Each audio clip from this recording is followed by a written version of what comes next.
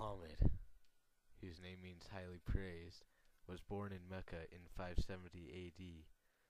His father died shortly before his birth, and he lost his mother at the age of 6. The young orphan was then raised primarily by his uncle, for whom he worked as a shepherd. At age 9, he joined his uncle on a caravan to Syria. As a young man, Muhammad worked as a camel driver between Syria and Arabia. Soon he established a career managing caravans on behalf of merchants.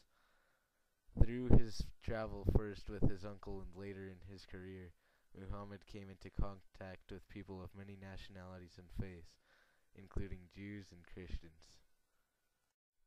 At age 25, Muhammad was employed by a wealthy Meccan widow 15 years his senior.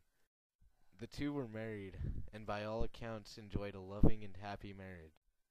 She died. In his late 30s, Muhammad took regularly visiting a cave in Mount Tyra, on the outskirts of Mecca, to seek solitude and contemplation.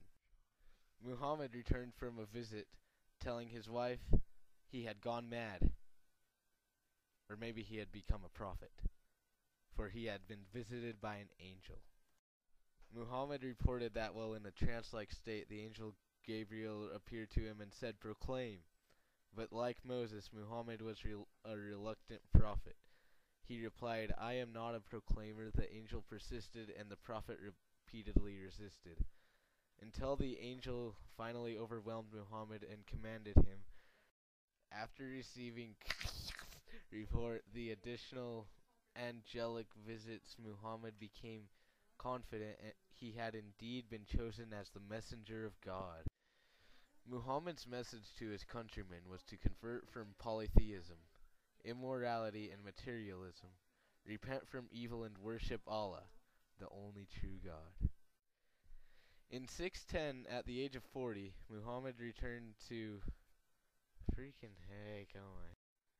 In 624, the Muslims won their first battle against the Meccans.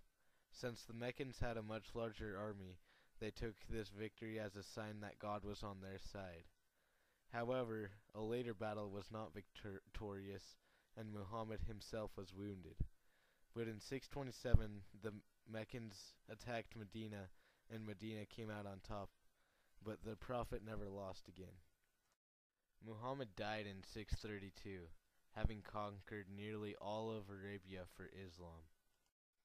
By 634, Islam had taken over the entire Arabian Peninsula.